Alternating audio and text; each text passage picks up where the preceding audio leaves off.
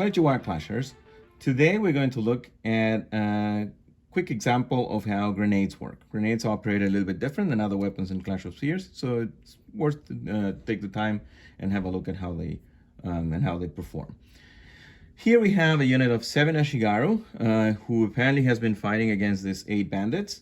Each of the units has expended all their 3 actions and have accumulated 2 fatigues, probably through prior combat.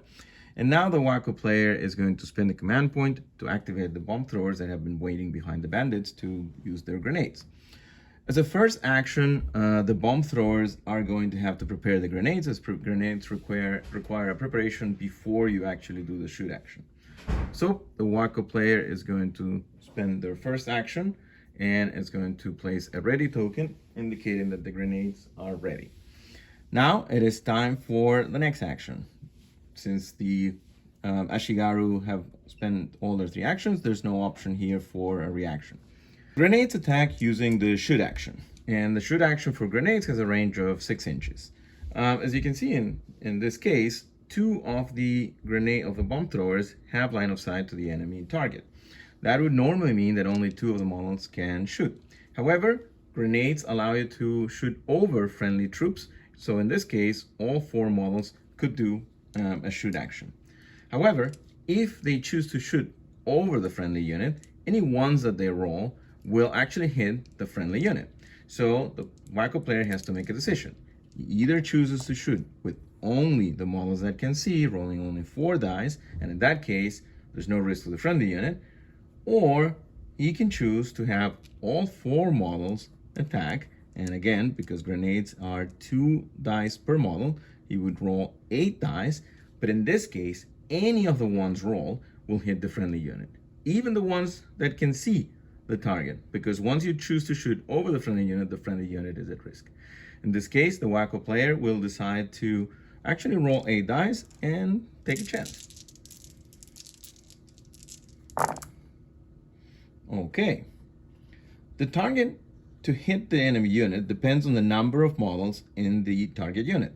In this case, the target unit has 7 models. When the target unit has between 5 and 8 models, the chart will tell you that you need a 5 or better to hit. That means that the Wako player has been able to score 4 hits on the enemy unit. And the 1 roll will go to the friendly unit. So now we need to move on to the saving throws. Ashigaru and full armor have a saving throw of 5 or better. However, grenades have a save modifier of -1, which means that they need 6s to save. Nothing has worked, so 4 models are killed. Now we need to check on the friendly unit.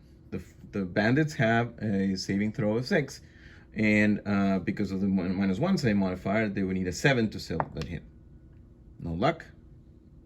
1 dead guy. Finally, we need to check morale. This unit has taken 4 casualties. When you take a morale check, you take 1 die for the hit, and then you take 4 for the casualties, and grenades add an extra d6 because of the additional stress of being attacked with grenades. And the Ashigaru have a grade of 4, so let's see how they do. Okay, the Ashigaru appear to be brave. They have passed 4 of their checks and failed 2, gaining 2 points of fatigue. Let's see how the bandits do. So they take 1 for doing a morale test, 1 for the casualty, and 1 for being hit by grenades. Their grade is a 5, so we need to see what happens. And the bandits have passed 1, but the other 2 don't. So they go up 2 points and accumulate 2 points of fatigue. At this point, the bomb throwers have executed the second action. Once you execute a second action, the ready token is removed. We'll replace this with a second action. Because the bomb throwers are armed with partial armor, a second action in the open would not result in them gaining fatigue. But as you know, shoot actions have a fatigue modifier of 1, so the bomb throwers accumulate a point of fatigue. The Wako player will decide not to do a third action with the bomb throwers. The reason for this is that they want to recover fatigue at the end of the turn, because although the fatigue does not affect the shoot action for the grenades as a modifier, as a negative modifier, it does generate the probability that when the bomb throwers are shooting, they could hit themselves with the grenade, and as such, they want to keep the fatigue low. And I guess that's it. Thank you very much.